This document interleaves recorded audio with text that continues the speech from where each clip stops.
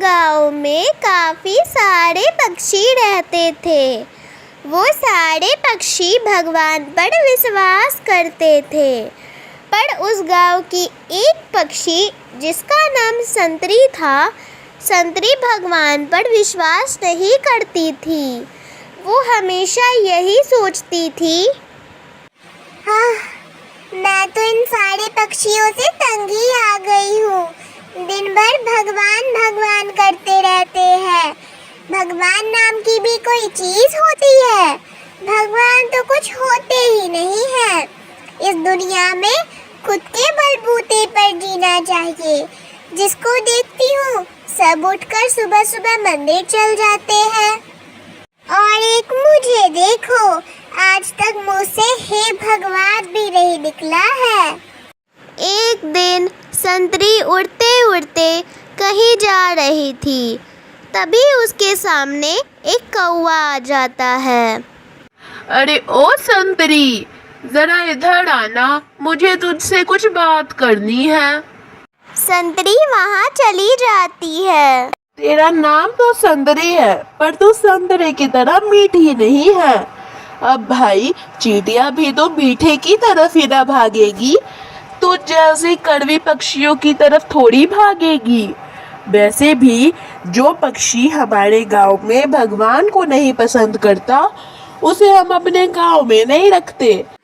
तो तेरा भी रंग जैसा काला है ना, वैसी ही तेरी जुबान भी काली है, मुझे बोलने आ रहा है।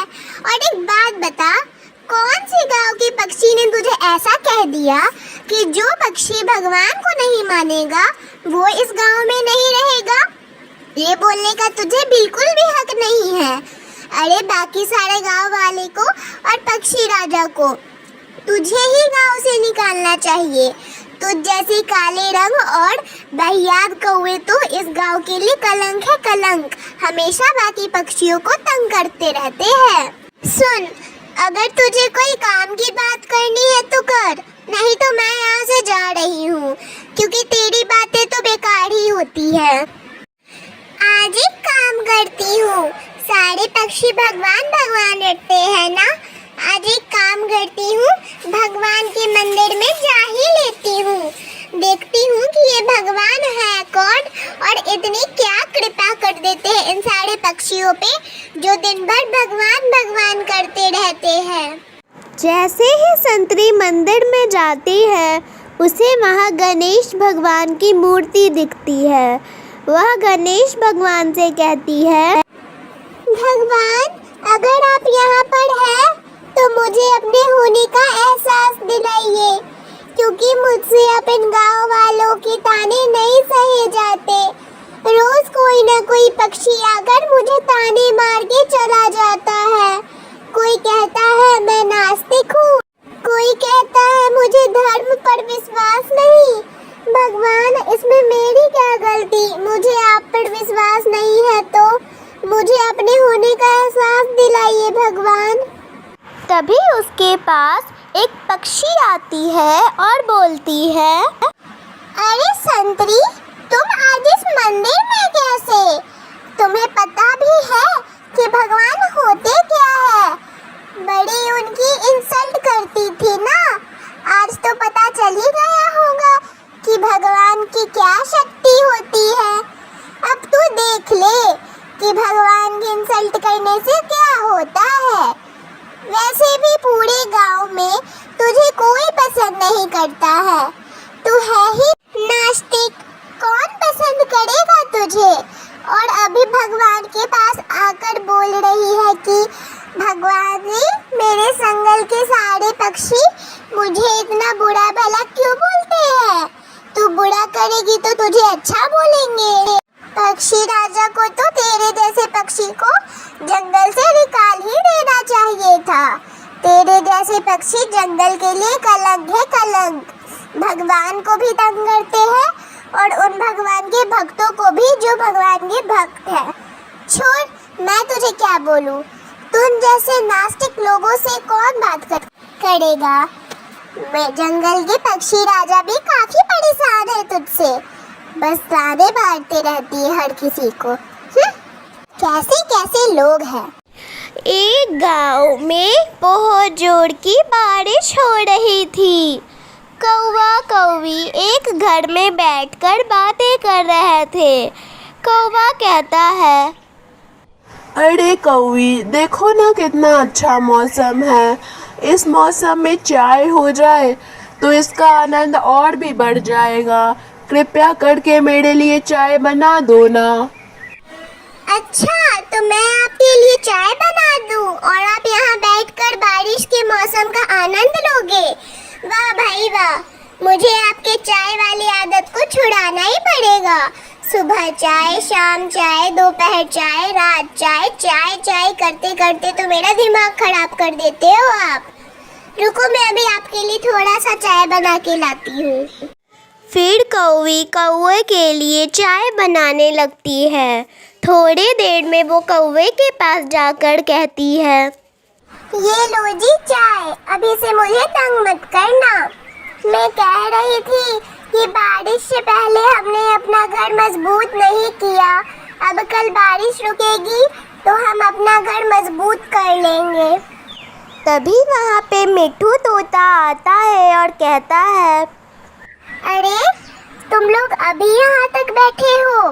तुम्हें नहीं पता कि इस पूरे जंगल में बाढ़ आ गया है? जल्दी से यहाँ से निकल जाओ, वरना ये तुम्हारा घर और तुम दोनों डूब जाएगा। जल्दी से निकल जाओ। मैंने सारे पक्षी को बता दिया है। सारे पक्षी जाकर एक गुफा के पेड़ पर छुप गए हैं। तुम लोग भी जाके वहीं पे छिप जाओ। मैं भी थोड़ी देर में कुछ पक्षी और बचे हैं, उनको जानकारी देकर आता हूँ, नहीं तो उनके साथ कुछ बहुत बुरा हो जाएगा। अरे बहन, तुम्हें इस बाढ़ में डूबना है क्या? जल्दी से निकल जाओ, बहुत बाढ़ आ गई है। अगर तुम यहाँ से नहीं निकलोगी तो पूरा जंगल बाढ़ से भर जाएगा और तुम्हारा घर भी डूब जाएगा। ये तुम क्या कह रहे हो मिट्ठू तोते? मैं ये घर छोड़ के नहीं जा सकती। ये मेरे दादाजी का घर है और उनकी बस यही एक निशानी बची हुई है। बाढ़ आ जाएगा तो मेरा घर भी डूब जाएगा। अब मैं क्या करूं? देखो, अगर तुम्हें निकलना है इस घर से तो निकलो, नहीं निकलना है तो मत निकलो। तुम्हें अपने दादाजी का घर पे आ रहा है या फिर अपने जान पे आ रही है, तुम सोच लो। मैं इतने टाइम निकाल कर तुम्हारे पास आया कि ये निकल जाएगी घर से और जाकर छुप जाएगी गुफा के पेड़ पर नहीं, इन्हें तो अपने दादाजी का घर प्यारा है ना। अगर बाद में मुझे बोला कि मिट्ठू तोता भैया ने बताया नहीं था ना, तो मंत्री से जाकर तुम्हारी शिकायत कर दूंगा। अब जो भी तुम सोच लो। अरे तोते भैया, आपने तो बुरा मान लिया। मैं तो मजाक कर रही थी। अब मैं आपके साथ मजाक भी नहीं कर सकती। आप जाओ, मैं थोड़ी देर में आती हूँ अपना कुछ सामान लेके। मुझे थोड़ी सी भूख लगी है, खा पी के आती हूँ। वाह, यहाँ गांव में बाढ़ आ रही है और इन्हें महापुरुष को खाना पीना करना है। खाइए खाइए, घर डूबेगा तो मुझे मत बोलना। पता नहीं मंत्री जी मुझे क्या बोलेंगे कि पक्षी तो घर ही में है। मंत्री जी पूरा गांव चेक करने वाले हैं। अब मैं क्या करूं, मुझे तो कुछ समझ ही नहीं आ रहा है। जब सारे पक्षी गुफा में आ गए तभी चील मंत्री तोते को बोलता है, तोते, यहाँ पर तो सारे पक्षी आ गए हैं, पर मीनू मौसी क्यों नहीं आई? तुम किसी और पक्षी को तो नहीं भूल गए लाना? अगर ऐसा हुआ ना तोते, तो तुम देख लेना, तुम इस गांव में अगली बार फिर कभी नहीं दिखोगे।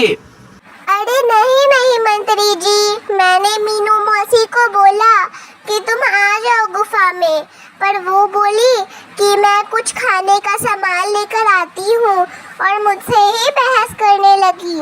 बोली कि मैं इस घर को नहीं छोड़कर जा सकती, ये मेरे दादाजी का घर है। अब मैं क्या करूँ? मैंने उन्हें बहुत बोला कि चलो चलो चलो, पर वो चल ही नहीं रही। इसमें मेरी गलती थोड़ी है। मैंने सारे पक्षी को बुलाया तो सब बड़े आराम से आ गए। अब मीनू मौसी नहीं आई तो इसमें मेरी गलती नहीं है। अब आप आप ही समझिए मंत्री जी, मैं इस गांव को छोड़कर नहीं जाऊंगा। बाहर बहुत जोर की बारिश हो रही है।